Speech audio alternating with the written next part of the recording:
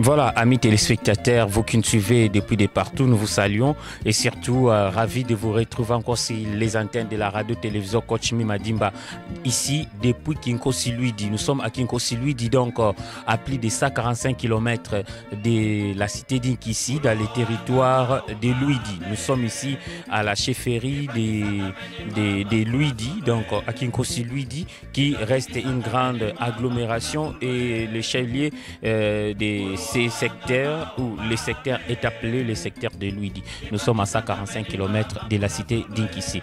Alors, ensemble avec vous, nous avons voulu un peu découvrir cette cité des vestiges laissés à la merci de tous, avec des routes impraticables, avec une population qui subit du jour au lendemain un exode rural, avec une population qui peine même à se procurer à manger et une population qui vit en tout cas hors du commun. Ensemble avec vous, je crois que nous allons devoir découvrir quelques infrastructures ici laissées par les aïeux qui jusqu'aujourd'hui sont abandonnés. En l'occurrence d'un camp d'ouvriers, et nous allons découvrir pourquoi ce camp est appelé les camps d'ouvriers et pourquoi les maisons qui ont été très bien construites, aujourd'hui ces maisons sont restées justement à la merci de tous et plusieurs maisons même se sont déjà écroulées. Il y a un camp de la police où les quelques bureaux administratifs aussi malheureusement laissés à la merci de tous. Et pourquoi pas aussi parler d'un centre de santé, d'un hôpital de référence de Kinkosi-Luidi que nous allons devoir visiter aussi ensemble avec vous. Alors les routes sont vraiment impraticables parce que vous savez que cette route nationale numéro 16 qui quitte de la route nationale numéro 1 à Kisantu et vers la gare et qui traverse Kinkosi-Luidi, Ngidinga Kinkosi-Luidi jusqu'à Popokabaka en passant par Kimvula. Cette route de grande envergure parce que vous savez très bien que cette route partait de Popokabaka jusqu'à Ngidinga et de Ngidinga vous partez jusqu'à Kindompolo vers la frontière de l'Angola et vers Makela Dozombo. Autrefois, cette route ici faisait le bonheur des habitants même de Kinshasa parce que c'était un raccourci quitter Kinshasa pour se rendre à la frontière d'Angola, vers la frontière d'Angola, acheter les biens et les habitants ou soit les commerçants d'autrefois utilisaient cette grande route parce que pour ceux qui ne savent pas, c'est cette route qui avait donné même naissance au marché Mariano. Le marché Mariano de Kinshasa, que tout le monde connaît, marché Mariano, ces marchés avaient eu lieu grâce aux commerçants qui partaient de la frontière d'Angola pour acheter les biens ou les vivres, les commerçants qui faisaient même la navette ou les transits donc vers l'Angola, donc de la province de Makela Dozombo en Angola, et qui partaient, qui prenaient cette route, sortir vers Kimvula et Kimvula prêt à prendre la route du plateau de Bateke et puis entrer à Kinshasa pour aller déposer les véhicules déposés ou se décharger à Mariano. Aujourd'hui, Mariano connu comme parmi les grands marchés de Kinshasa ou de la République démocratique du Congo, si on peut le dire comme ça. Alors, nous allons voir comment est-ce que cette route sera réhabilitée. Mais en attendant, nous allons devoir parler avec la population ici et nous serons en tout cas en Lingala ou Kikongo pour parler avec Ndeko. Kikongo bien Lingala. Yomonde Kikongo Poussana. Voilà, Poussana Awakasi. Et donc Mukiko Kalafiotibo de maladie metakumako donc atala kuna. Voilà, donc bon, excusez, Mukiko tuta yambili la impangi donc betu ka Kinkosi-Luidi tuna ampangi linda tutela linda tuganeti nge o Kinkosi-Luidi ran ke nkumbu nkiusala o gatadio muno Kinkosi-Luidi muno tangwa mitanganga mwane yo yi présenter unga ngitazo limetri befifoti kamya mo sita vingi ta kusa mo sangena sasa yeso za kona difaluki yemogo mo sa ilena mo wata isunga famille isunga bapangi bam abusi Kinshasa ta kwenda nkitatini na kugata nde betu bisalu bimo ku kabino ko parce que bampangi bakulu bayiti batankwele Kinshasa mo kusaba sosa kisalu betu ko bisalu yena ko bisalu bimo fine do bimo fensi kilele mo gato. et dit na papa baba qui décision kengena witsasa possibilité c'est kala mo salile mo continuer ka c'est kala ko mo sa so sa ifalo kinka mo sa ile la gata. Alors mukato ka ku gata dio diki ko siludi mukoma ukinsasa facilité dina wan mukwendo bien kima difficulté bema lunaima ko mukato ka ko kuma kitsasa mo sa utukato ko ntwende kuma kitsasa presque nzila yenimbi pas d'inzila ma transport comme l'enda kuma kubeno ko musa yi baka transport yimbo tingenda faire Texas et dina itazo ka kivi camion zinenzi ko sikotako musa ilenda mukumata mu camion yinde lingenda Texas. Alors camion zozinezi kota ko nkilumbu zikota bon betuko nde baluwe bakwenda we vita ya kuna Texas usi tukuza masamu okazo yindi betu ya itumatia tukwenda. Donc azikala obotsukala camion zitatoka kungidinga tenda kuisa kwa konsulumbuka zori ku camion mukinsusu kuisila kake betu ku camion mukinsusa mpo mutu zoli webaka ama prepare wen masangu weni webaka musa kisikisa bima kai kozikota mu pamo kanti batute ISP dina ko kita tini na ku tanga ku ISP nge tazola ka sala kisangu kumo bon muntu utantangisa munu kangena mbuto musa ne ikibagi la decision papa ubagi la decision vonoko musa ngenda kuna papa pangia kuna balina musa balenda papa fiko nde yiki bambuta dia fiko yiki edina isin zoli na ngenda kuna musa isosi la tête science bossi tout. Nous sommes ici avec les chefs de secteur qui avec lui nous allons devoir parler de ces secteurs de l'île. Vous savez que nous sommes au-delà de 120 km de Kisantu de Kinshasa, 165 km de Kisantu, c'est ça? Voilà. Alors, je souhaite que l'autorité, parce que lui, il est vraiment politique, s'exprimer en français va devoir nous faire du bien, puisque ce n'est pas seulement les Bakongos qui suivent les émissions qui nous suivent. Alors, on commence d'abord par la présentation. S'il vous plaît, c'est moi qui touche les micros.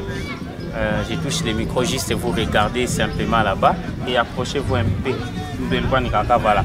Alors nous pouvons savoir les noms de la personne qui est devant la caméra. Merci. Je m'appelle.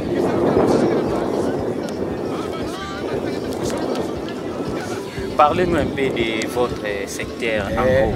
D'abord, je vous présente les statistiques démographiques de l'entité de l'île.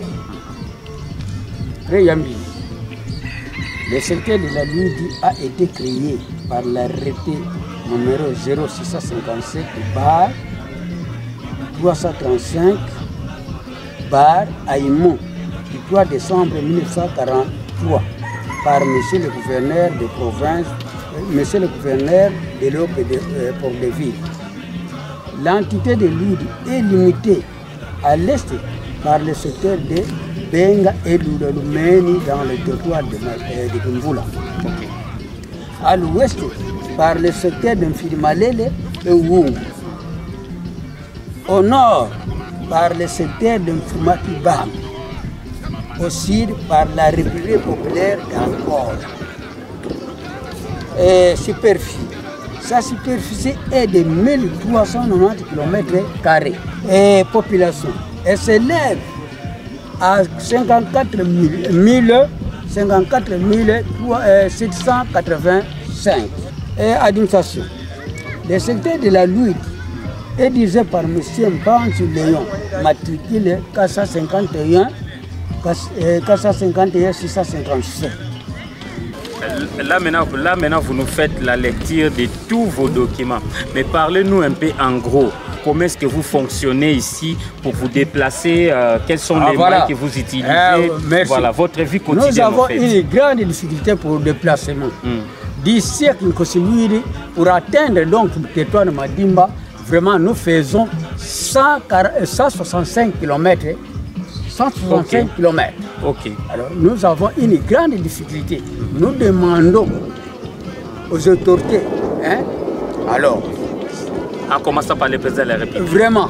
Alors, hiérarchie de nous récompenser quand même un moto pour le déplacement de Kinkosi jusqu'à Madimba pour faire tout cela. Alors, vous habitez ici, votre famille aussi habite ici ou bien la famille? Oui, la famille s'habite toujours ici. Nous, j'ai 7 enfants. Ok. Alors, votre vie quotidienne, parce qu'il y a une difficulté au fait par rapport au marché, les achats et tout. Oui, il y a justement. pas de véhicules. Oui. Alors, parlez-nous un peu, comment est-ce que vous faites pour le service? C'est juste, vous mangez de l'agriculture ou bien il y a aussi les produits qui viennent d'ailleurs? Comment font ces produits pour arriver jusqu'ici?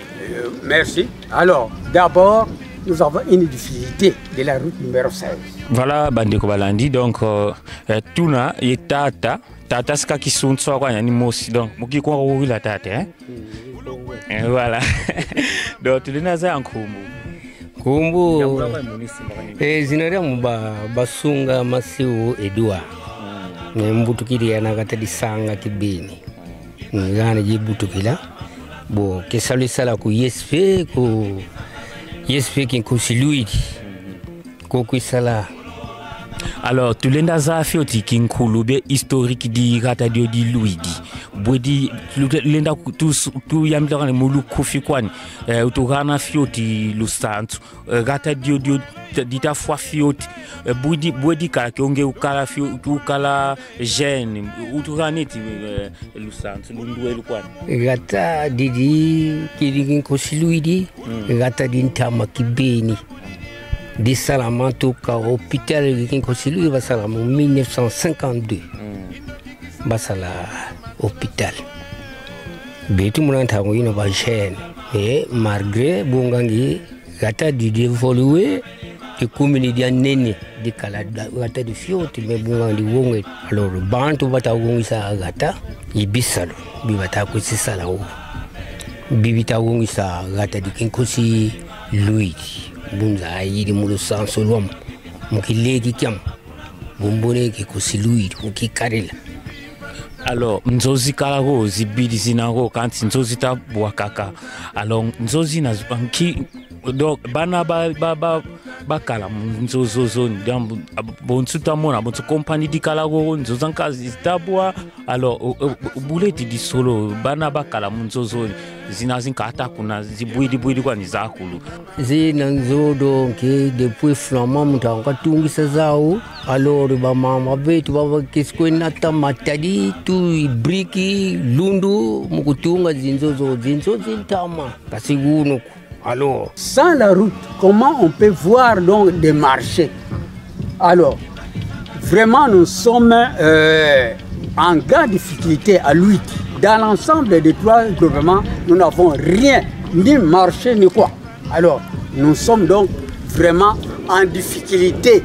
Le secteur de l'huile est enclavé. Omba mboka kikosiluidi, secteur ya kikosiluidi, comme la ngaya mboka ngayi tsala mateta Sherbin.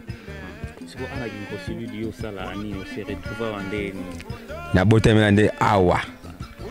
Alors, nasa musala nde aza enseignant na tangsaka awa na kikosiluidi na institut littéraire kikosiluidi. Ok.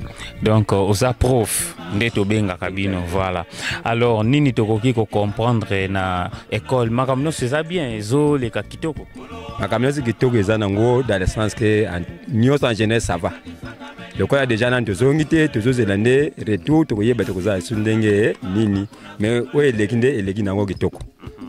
Alors, tango bozo tangi sa awa prise en charge ça la marandenge nini surtout na paye bofuta marabozonga ki santu ko futa mato ba ko futa bino so ba yaka eleka expliquer biso nan makama pende biso to mataka na lungi eleka na possibilité mais za na lungi chite za na lungi mais ko futa mande za pe ya passe banda bo kendaki ti ta musibe batongo ba yena bangote bolali kuna ceux qui ba yeta musibe ba futi ndamu ndamba zute bozonga ti tamba kolinga ceux qui ba sa intervalle à 3 jours ba ye ba futi bino waende bozo sisira na poso wana mende eza na souffrance ya ndo zilingaki biso de lingaki lokola te tozana mwa antenne miso ya voile ya orange awa ba ko futi biso na possibilité mais bango nde bazulinga yango te tozozela nani soki tozi Vodacom pour tout à la soki ba ko ya ko futi biso na centrale be ba utika la ko c'est la biso na lungi to yibina noté pour eza passe bana ko déplacer awa ti lungi soki na makolo ba longwe a mtam susu 4h du matin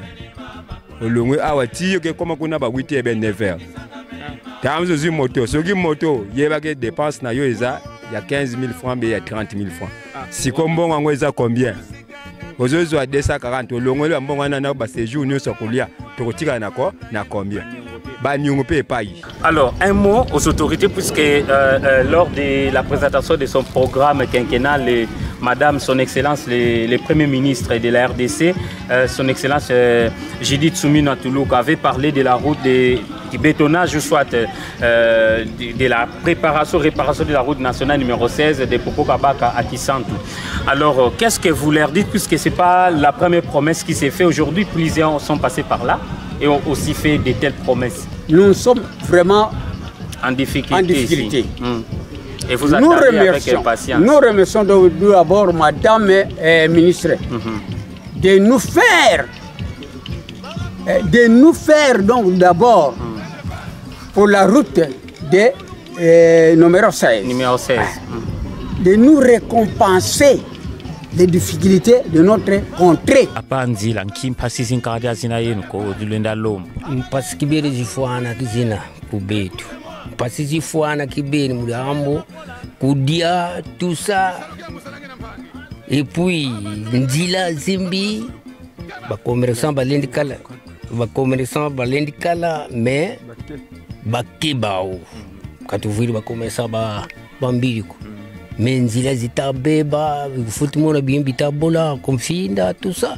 Alors moyen qui bien tout fait bagi l'avancement katu mulambo tout d'abord nzila ituonde ki beni pasisi fuana munzila katuviri nzila zimbotiko bidia bitabola confinda moyen va fait tout bisila camion katu yango siko tozolo bande biso kali na biso ezali bango nde bayokela biso mawa to mema shit yango ezonga na centrale po centrale eza ikosilwide lungi ezande po esika bamonaka réseau awa lokolo ezaka na réseau te. Alors yango tosengi na bango makonzi balukela biso mais solution ezaka no batia la biso Vodacom po bango basalelaka po baya kufutela biso a partir awa na centrale po wana eza insécurité tozaka na kati ya zamba tozana mboka tiki to futa biso na mboka meza na zamba siku yango dilinginde makambo nyonso ezonga na mboka.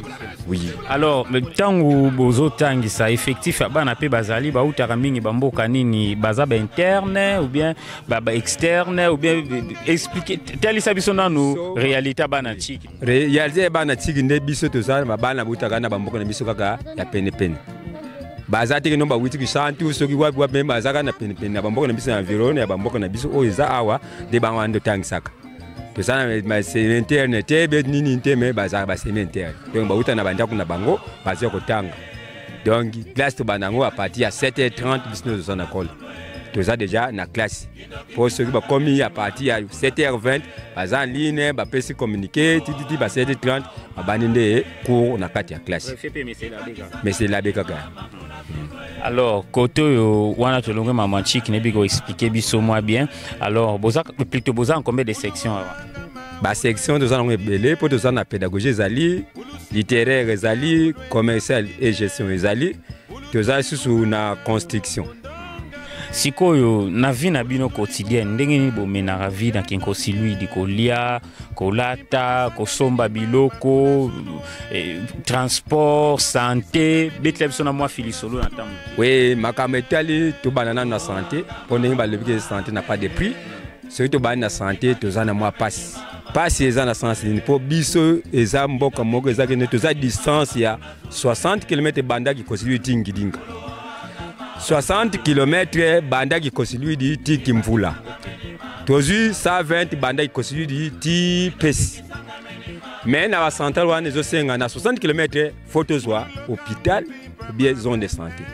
Ya miso ezosenga nde awa ba pesa biso hôpital be ba pesa zone de santé pour toza mettre distance belé. Donc to perdre vraiment. Bénéfice to soit déjà suite il y a état de la route. Bazelo encore seria mbula donc okolongwa bisantu na ba 5h oye kokoma watatu ba 22h ba 23h suki ya état de ndeto menaka marchandise na biso très difficile vraiment c'est ça. Alors marchandise yaka difficilement côté ka yango pe yango tinda emo bomatisi prix moi likolo bien ndengeni. Bon nécessairement ce qui mutazo même biloko na difficilement il faut que moi prix ezala élevé. Il faut moi prise à l'élever pour n'aba marchandise. Il y a des fois ce qui est belé, il faut que je sois moto. tantôt 3 motos, 4 motos. Bah motard, bah taxe très cher. Il y a des fois colis moko bazo taxe 30 000. Des colis à même des colis 60, 80 000. Alors ce que vous avez aussi, il y a des fois 140 000 et 200 et quelques de mille. Il y a moins ça là et que tam to yeko teke bilog il faut moi prix et ça la différent prix ya ngidinga to ya kisam.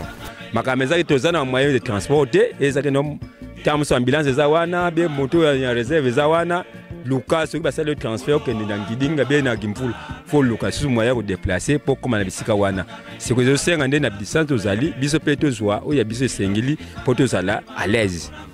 Allez na makambo etali skoyo. Oui, madame etali ndenge to soma biloko ezande tokena kishasa. Ok so biloko ba moi boutique ezali. Oui, ba boutique mais ba moi mini ma boutique.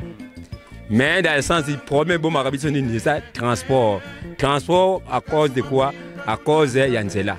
Nzela ko les amabe, moi pe makameza la bien ezate. Donc nzela nde ezamabe.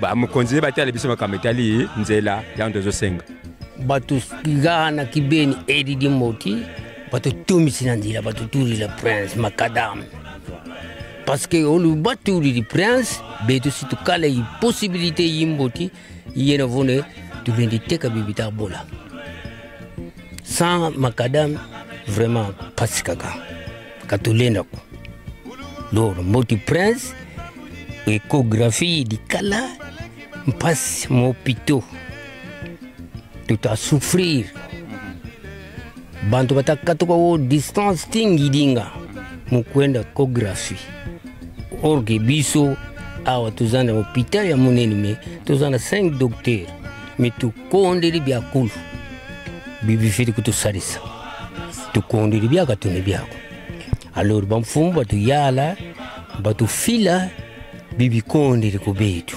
Karim passé sakili wengi. Voilà, donc bozomona mpanzi na ngai marché zawa cameraman a aidé biso penza ça et la biso ba plan de coupe y a marché. Alors nous voyons il y a des chikwa awa kolia ezanango. Kolia ezanango ya ndenge nyonso. Mais problème ezaki zosko biloko eza awa bimisa yango libanda. C'est là où les problèmes se posent un peu. Mais en tout cas, ensemble avec vous, tokoye ben pe ko solo na ba mama. Donc ki mama ndina yambili ya niveau. Mam. Nzawis.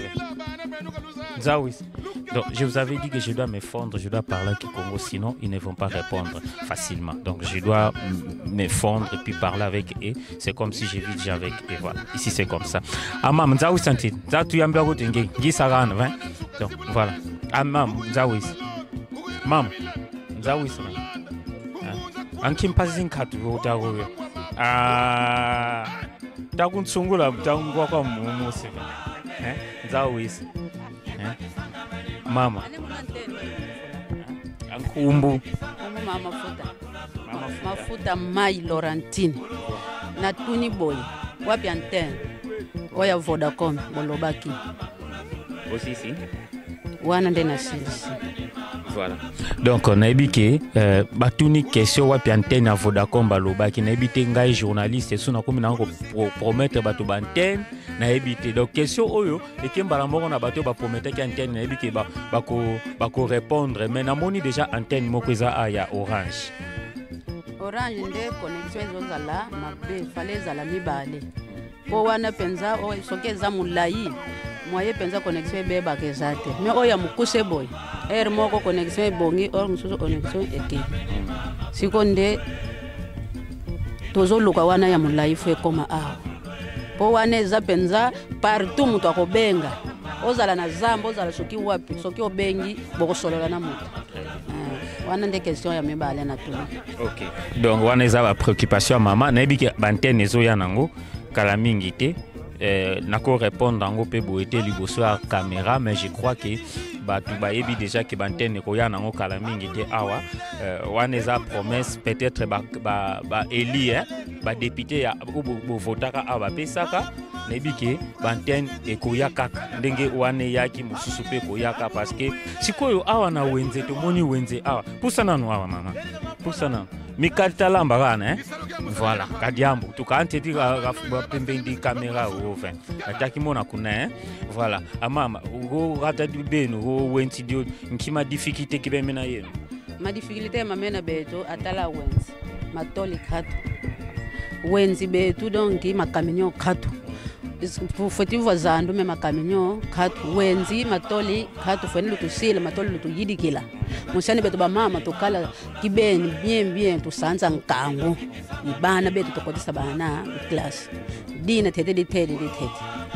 Alors tamona kan kamino mukuma ko pasiki ben pasikaminos pasi mukuma ko kaminos sanenzele bena mazu za difficulté dinzila tukala dia ubetu tala bonjubu sa zelu pela ditimu kinese kamino wen leni tuka direct dikumu ko di foto ka bien mbotimbo makamino matafwa difficulté dinzila katuze ku bawu eske no gouvernement kataza nenzila imbia bien imboti tala mapomba mabebe dina dia ka betu ditatu sala pasi Zende gouvernement autour di nzila dio mu programme de 5 ans donc bagori bendia kuna assemblée nationale et président de la république yani mosibe zende nzila yo bataille dika mu 5 ans dio depuis 2028 nzila yi bataille dika ti kuna popoka baka parce que kamnozi karazi lenda luti la kuko zele mbamo zele sumba bima kumakela dozombo di Angola à partir di kindompolo be sur quoi bo bata sumba peko ku bele wa kuna kisanto alors Kidamblenda lomba apa mama nzila mtamona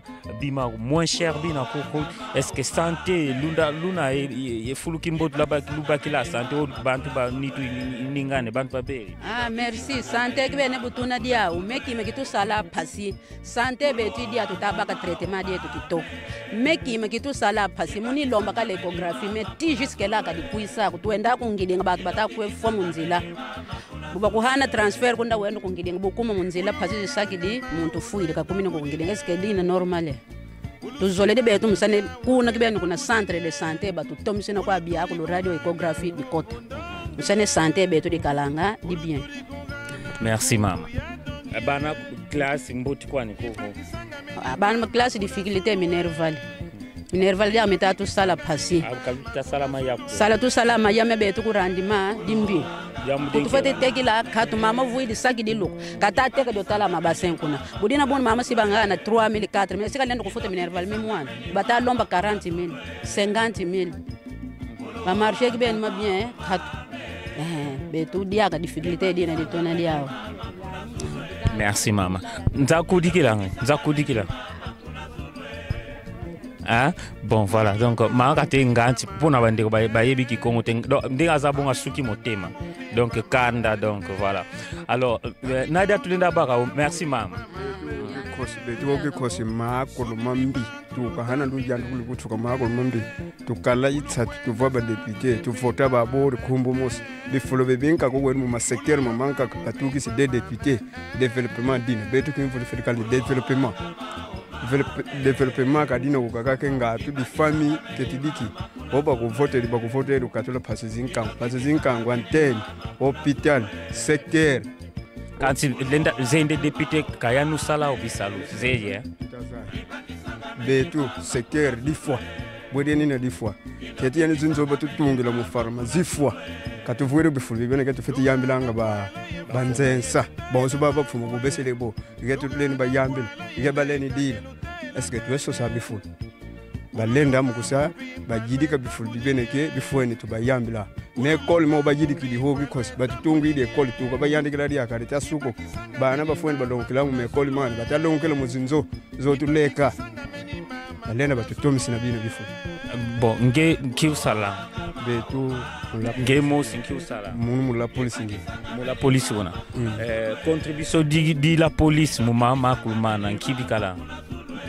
parce qu'en même temps buna mwana gatampe mwana gatengina kibi betu mama betu ki kontu oranzenza ka kutomisina gata ange mosi mfumo gata setu feti tomisa dia bona betu mo kutomisa gata tutazaye ke bapangi tunaba kigiteti kitomisa gata kulonguka yakinga anzoina mbweni kuna ibuidi banda aba mfumo babuisi nzoina kaba mfumo ko babuisi nzo ne lomba tutalomba karivo zinzozi zisisafana mamwako nomubata kwenda zitabwa me batuvuyire bamubutira balongokite ataleni mukutunga lyaka zinkaka bukisidi nzo bon tuyambira fe findwero nzo sina zibwidi donc c'est-à-dire que baflama batunga bayinda entretien dikondwa benu normalement traité benu lenda sala entretien traité betu tifeti sala mama tata ole lukio mazandu men nzo tutawogila ko anenzo yine tutasamu anenzo yine tutasamu nzo zako lezibatutungira mutama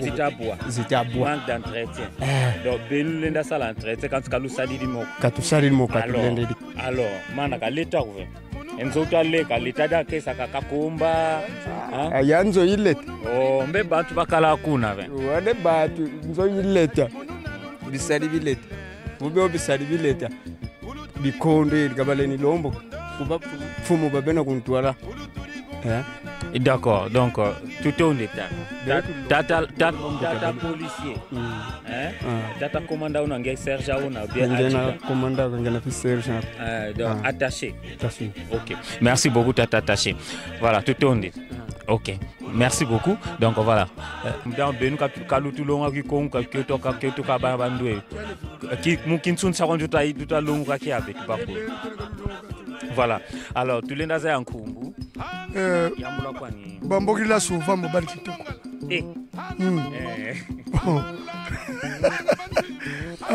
ankumbu mjekibeni tata polu bikuma voilà nkika tatuna wotuna wokikosi munu samu bugunina bon diambuli mosi dine yetu mfunu mama tala santé 80 tingi linga 60 km. Très bien. 80 tiki mvula 60 km. Bune échographie betu katu. Bantu babena ga menga katu par rapport à babena kungiringa. Banki di sang mwana kusukidi menga kumini mupimpa kufutu kwa bakila katu. Yuna mwana ti yokunangiringa bavuiri ba banki di sang. Si akala moyo bune tuzori tuzaye lete di Congo yodi bet kimaka tusalilanga kika vingila kateka mukutu sombila bila bima betu ko kikoshi banki di sang échographie de radio nkangu kunogo kika vingila lete kateka patika tusombila bila bima uno kiofiki na kwa OK alors lenda tu nge robutu kidi voilà alors lenda tu rana fioti kinkulu kinduelu kwani kikinkosi lui di Dieu diambu rata dita se détériorer ka dita fois ka pela benu lokala ye pela to mona rata dile ande kufoku wata yikule tutata udiambo kikalende leteka développement mana ngaki tufoni malombo parce que tu vois la population la population avant teti ba côté bonjour radio ba fait que tête mon qui vumu docteur muka fini nie gana kusimiku kiki mapandishiti muka tete muna katika bia kikaso oka bitufweni merci beaucoup merci mambo imana ole tozole tutani katusali la mani. Voilà, ministre de la Santé, oui, Mambo Bago Rilko. Donc, comme ministre national, na ministre provincial, Tata Ovid Yobil. J'ai un ministre provincial de la Santé. Nzende Mosikin Kosi lui dit on a déjà. Donc, ma image, ma tamon a déjà, ta coutu tala. Donc, il y a un tigante dit plaidoyer. Moudam ban bakin Kosi lui, Dambo. Quand nous faisons la charité bien ordonnée. Kani yisu yani kuna famille yani moska antikila mamu donc tata Ovid Yobil donc ça l'effort échographie donc radio katu kukinkosi luidi Voilà, donc Radio Nkatu, échographie, je ne sais pas comment est-ce que vous allez résoudre les problèmes. Je crois que vous avez suivi. Et la population aussi, vous qui nous suivez, même en ligne ou bien, Mouma Radio Mabé, qui pèle, qui m'a sonné, qui tout, qui s'amoudam, par contre, Bétou, Baba Satulanda, en ligne, Gatou, en ligne, Tatulanda, qui compte tout à l'heure, qui n'a pas Mazulu. Donc, qui pèle, qui m'a sonné, qui télévision, qui tout, qui s'amoudam, radio. Donc, Ben Tatulanda, Gatou Louis, ma désirata ma population. Donc, il faut bien moulenda koma ou bien tout à Ane matulendi koma. Bon, mama ti vimba. Ron si comme vous avez mis tous. Qu'est-ce qui fait que mon bamba comme salou autant des années salaire 4 kabakako mais présence dina qui le dit une chose à dire. Nous allons échanger avec quelques médecins et qui vont aussi devoir nous parler de ce qui se passe ici. Et puis nous allons faire de notre mieux en notre qualité de l'église au milieu du village pour que le message atteigne un peu les autorités et puis comment faire pour que les choses changent un peu. Parce que vous savez très bien que cette route, c'est une route de grande envergure qui relie, qui relie la route nationale numéro 16 bien sûr, qui relie Kisantu à Popokabaka. Donc c'est une route nationale s'il vous plaît. Et si aujourd'hui on asphaltait cette route, donc je crois que même la population va devoir vivre la vie. Quand je parle de la vie, la population vivra la vie, la vraie vie, donc dans le vrai sens des mots, puisque cette route autrefois faisait le bonheur de la population du Grand Bandundu qui quittait même Bandundu pour aller à Kindompolo, acheter les vivres, à traverser même à Keladozombo en Angola pour aller acheter, parce que c'est la frontière, vers Kindompolo à la frontière entre l'Angola et la province du Congo central. Voilà. Alors, mais aujourd'hui, Nzila Ibeba. Alors voilà un peu ce qui se passe ici. Son Excellence, Monsieur le Président de la République, Son Excellence, Madame le Premier ministre, Ses Excellences, Vos Excellences, les ministres, pourquoi pas aussi parler du gouverneur des provinces, Son Excellence Kwanga Maswangi, Grace Bilolo. Donc en fait, en sorte pour que cette population vive la vraie vie. Je crois qu'à partir de là, tout ira dans les bons. Voilà. Ditsuka antenne tubaka moyo antenne limité keni bona beti tubokela moko kababogiri kwa c'est-à-dire ne faut tout faire antenne il faut une fois partout tubokela mamene tu tatuma boni tu fuiri bamfumu batu aider batu fila bina byako kadiambuko merci merci Lumukimbo Titata. Kadiambo, merci bien le locali qui salo kimboti. Merci. Antenne batula wao furuki na zandu kina kita koti sambongu et tout ça. Quand zandu tamona oh benba notable bagata mais zandu bontu tamona zandu kadita vivre koko donc zandu bontu kwani zandu dinsaka. C'est-à-dire zandu ba commerce basala mana makili. Mais population il faut tibokela. Population mokobokela te dizano non makafuiri mfunu mwana kuna puta mwana kitsasa mudambu zanu katweneni bokela ko mazanu mafuti sala makelika mais wanteni mboto kala tubokela partout buka tudiaku katuni mbongo bibasa ko katubokela byako batulamula mama makuma partout matufuiri mfunu mwana. Merci beaucoup Tata. Bojera ngundengi nini batax. Bon, vraiment makambo etali taxe toyokanaka na biso nde moto ayaka moto apatante mais ntango tobandaka nde mwa batourmentation ezalaka mais ntango baye kocomprendre ke bato oyo baza très importé mpa na biso nde vraiment badejaka biso ya de patente bon tofutaka patente na koloba nde la fois passé tomonaki moto ya environnement yaki tofuta ba 100 000 mais ndenge tomonaki vraiment pona biso eza taxe na biso te. La fois passée gouverneur ye moko alekaki awa sala peut-être gouverneur sortant. Oui, gouverneur voilà alekaki awa akweya kutu na nzela kamutuka na ekweyaka alobi nzela oyo nazwi yango nga moko en charge mais totali boiti alongwe nzela oyo atali bulu apamba bakundi te. Alors bango lokolo bazwi ide babongisa nzela oyo vraiment tokosepela soki tomoni eke biso avant tokondima soki tomoni eke batracteur ye kobanda kuna na mai ya popo soki kimvula soki mai ya lubisi ebandi komata wana nde tosepeli me na maloba kaka boye vraiment toza nanu convaincu te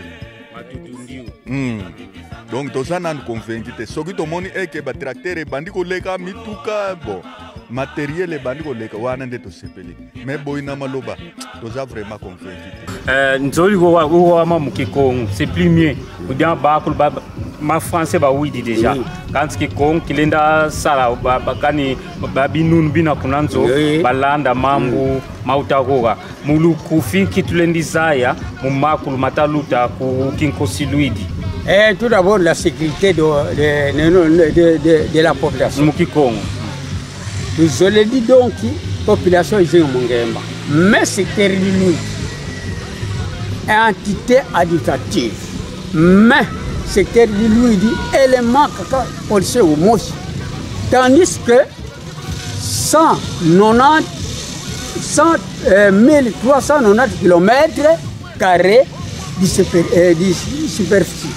Alors, il y a un Moshi parce que secteur d'une vaste. Alors, Mnamdina, nous avons fait un Mugusana, tant que mon frontière tourne. Frontière Yangola. Donc, surtout, mon groupe Nzamba, il y a mon frontière, ma bévie, ma mine, ma bataille commettre, donc, mon élément, donc, il est l'enda comme nous, aussi, élément d'un mot, elle est l'enda. Namdina, tout l'homme hiérarchie. Quand tu viens de là, qui fait ni qui n'a mana, quand tu fais quand même 5 policiers qui sont sécurisés, nous il dit, là sinon mon pas sûr. Alors mon amdine en plus, beto bon si tu regardes, parce que nous avons mamata di la tala. Ono qui gon tout qui na qui m'a dit ne songa, on sait pas ma pesa kutana, ou un c'est casando. Bah tu viens de retour d'abord Nzila, parce que c'est la route d'abord. Nzila où il tombe, mais beto si tu vas pour lui dire massage. Nous sommes enclavés. C'était lui enclavé d'Ina. Alors, bon, tu te vois qu'il y a des difficultés de déplacement. Quand même, quand même, moi, c'est chef de secteur. D'ici qui sont tout à dire à 165 km. Alors, je fais un qui a dit, Namdina, et hiérarchie, quand tu viens de là, qui m'a fait une montée, quand tu vas, tu facilites, faciliter. Merci beaucoup. Alors, tout le monde m'a donné, Tatanzambi, de Salvia Bio, quand tu as Salvia Pontuala. Il dit, il tourne de Kokare qui m'a coco. On tourne, avant c'est mon amour, ma groupe, les accords. T'as la secteur façon. T'as mon secteur. Nous avons des les accords dans notre. Aujourd'hui, c'est belle en 1943. Et on va quitter les Mutungo. Mongo, secteur, Kavir Zano, Malena, Kavir Magitivité. Est-ce que Bombagana, mon fin du mois, Kubakazo, Katubakadiago. Katubaka. Ok. À part, ben, Seigneur Kaka donc, rétrocession, il va tout réunir, tout les autres, tout Kabuna, qui côté là, gouverneur, Gassibilo. Giban. Il y a un qui Katubakadia. Tout Kaka, tout le monde. Alors, tu as mon zinzo, Zeboanan Toto, bon. Ben, tu sais que tu as recette, ma officielle. Namdina, je remercie tout d'abord le président de la République. Alors, tu viens de m'attendre, mais il y a un Mokinamana, quand tu viens de la Caribie, pour le fait de Tokoyan. Il y a un Nzambi, Kata Kabula, Bangelou, Abangelou Bataga, Nabila Biakolo, au Pétoban. Namdina, merci. Merci beaucoup. Ok. Merci. Merci beaucoup. Okay. Voilà, donc j'étais avec les chefs des secteurs d'Iluidi, Kinkosi Luidi, qui a pris. Donc les 3 groupements sont gérés par les Moutamuntu, Oebomonina. Donc papa Mpanzu, Mfumu Mpanzu. Voilà. Alors merci beaucoup. Je crois que au moins Salango Nakati. J'avais voulu que tout le monde voie un peu les fonds du secteur, au État. nayebi te soki batiaka bino batonga ntango bokoma bakonzi koke bomonaka mpasi ya population te mo esalaka mpasi me ata tolobaka kaka bino yango mpe nayebi kaka te nayebi te na gouvernement na biso ya province nanu vraiment boyokani nanu po soki boyokani te mwa bosala mosala elongo eza te boyokani nanu bayokana ndenge ezalaki te badepute gouverneur président ya assemblée bayokana bazala bomoko mpo bamata province na biso po soki boyokani eza te moyen mata eza te alors nabeti nanu se te na likambo ya nzela olobela yango transport nzela et tout alors biloko awa ezalaka passable parce que tozomona même biloko ya kolia kosomba eza pasi voire même kosomba ndunda na kati ya kinkosiludi ata yo moko kaloka ata kuno milamedo atutuku ata bia même yoski makivudi tangwani kozi mutu butuni mapeyo tuna mazonu tulengeni ayikosi fodi mwana ndunda nyinako mage bi moske batu bongi basakidi même sadi bike alors bikumaka dans le sens que tout à dire ma vivre fait bon abi ma vivre fait ben bita seconde kaka ma transport nzila imbi donc l'état tari ma mambo dabula tronzo à partir full kin alors ça dit makala ku combien dina luteka makala betu ko luteka makala ku quand tu yanda kisaluki na po kakitali betu ko masangu fufu oui. Donc bravo. Donc déjà awa nini lutte contre le réchauffement climatique et ça déjà acquis parce que awa bakataka banzetete curieusement partout tozo tambola tozo monata likala moko te biso makala ezate. Voilà alors tomoni mingi masango koto masango eza mingi fufu expliquer biso bo eze belé pona ni bo tekaka saki na combien awa ne tozabo na mikolo ndenge tozabo saki eza na valeur ya 35 000 francs wana saki ya nini saki ya masango 35 000 francs oui wana mulai ya mulai wana abra Congo baba université me bra Congo seconde masango enani fufu yango eza mikolo eza na valeur ya 60 000 75 000 70 000 wana saki ba mulai wana longe ouais eza na poso bongo donc beaucoup te quand même nini mutu akosomba msazo mona na te kazi nyoso wana ezaka ka problème ya nzela kaka problème nzela nde yango ezo freiner ba activité nyoso po ekoma koto te mais soki nzela eza malamu ata pondu boko balomola kino ezokuta na mboka ezokota na Kishasa. Alors commerce moko tomoni AP biloko yango eza mwa mingi eza miel. Est-ce que koto nini bokolaka yango bosalaka culture ya miel ou bien ebimaka nango kaka tobokolaka te tosala mpe culture ya miel te mais lokola toza na banzete na biso tokataka yango te yango nde bamiel baprofitaka na mwa esika bamabango wana oui babe yango nde baprofitaka kosala na yango ezomonaki ezobima ebele koto oyo mpo tokata na biso banzete te banzete ezali ebele. Merci beaucoup. Peut-être moi liloba ya suka pona sikoyo, msusu moi liloba moko zalaki na. Naza lobe yando lobi kaka to beti to pesi nyose pa moko nani mbuta mokonzi mboka Antoine Félix Tshisekedi ayiba kotala biso na ba Congo. Surtout la Congo centrale eza neti côté ya kikosuti kimvula ayebela biso makambo ya nzela.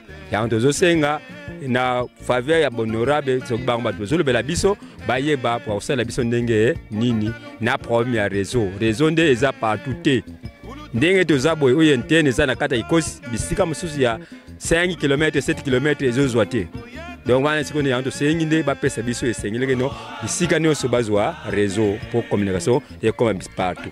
Ok. Alors nabosana ke eloko moko na ngaki na loba kutu ezalaki nini susu ebungi nango lisusu ngai soki ye na ebike na kozongela yo toza na biso a journée mobimba soki ye na kozongela yo.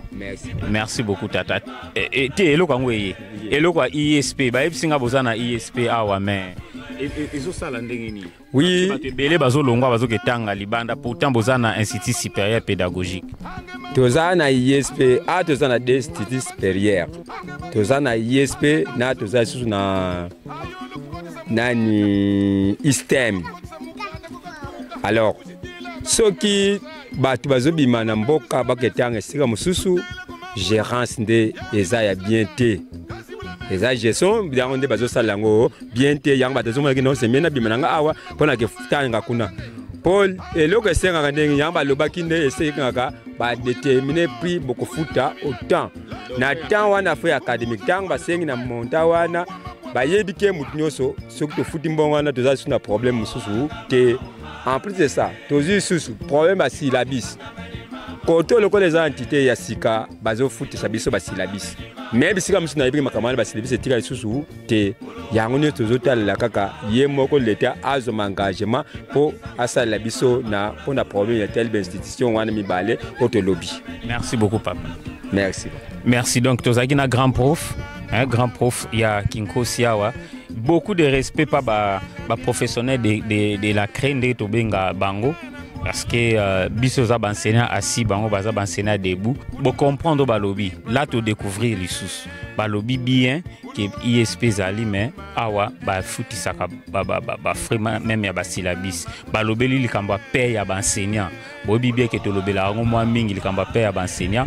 Oyo ba koma ko souffrir, il faut dépenser 100 000 aller-retour bamsuti na bangidinga pour qu'il ne salaire il y a 240 000 moins de $100. Allez-y comprendre. Et puis aux autres on a finka oyo peut-être entre guillemets bakataka batusu bambongo, c'est ça non? C'est ça, oui. Bakataka combien? Bah 3 000 francs par tête. Oui. Voilà. Donc ce qu'on a 100 enseignants, Monique Finka a plus de 3 millions de francs congolais na poche yaye, s'il vous plaît. Escroquerie à ciel ouvert. Ce que argument ni ba poussara pour na kozambongo wana. Pour la ozambongo wana siko ba comment le système basenga kangote na boke no bopesa biso autant. Mais si konde a partir ya machine ne sika ba 4 pour komona mutu esengeli azwa 247 000 ye ezobima tam susu 230 et 243 000 244 000. Donc nde sika ba 4 ka partir kuna machine de bango ba komona système wana. Pour ayebke soki sengi boy ba pesa ngo ekozala te. Voilà, dossier Moussou à suivre, je crois que tu Rolandé la yango sima. Bon, aussi sanayo ozobimanao j'espère. Aussi sanayo namoni ba câble ya courant et l'équipe partout. Betlebso na lisolo. Ba câble courant oui, ba pesa biso na tango ya ba propagande ba pesa biso câble. Le colème projet mizalelaka, le coleza projet ya diocèse. Et mizalelaka na sango tozana yekuna alingaki ya mitela courant mais tant de cette occasion ba yeli biso basinga yango wana de sango azwa pe opportunité ya kosala nyose sengeli pona okotsa courant. Donc vous avez un courant. Vous avez un courant. Malgré tout yebite mikolo tozomona ezo sala te to yebite est-ce que bazana ba problème ba batterie ekokite bazana problème ya ba panneau ekokite yango wana ezo sala ta mususu komona courant ye ta mususu courant ezate. Mais ce que yepe bo zoto à télévision. Très bien, tu te ta congélateur kutu. OK. D'accord. Donc déjà projet eza awa na yebi ke nazo koma kuna et pas basango ba la biso ba expliquer biso comment ba sali pour que ba pesa courant congélateur ezo sala. Oui. Donc c'est que c'est déjà un bon pas. Tozo continuer na bino tokende tipa basango, je crois que tozana noa na 2 jours tozo sala wa to ebandini toko sala. Merci papa. Merci.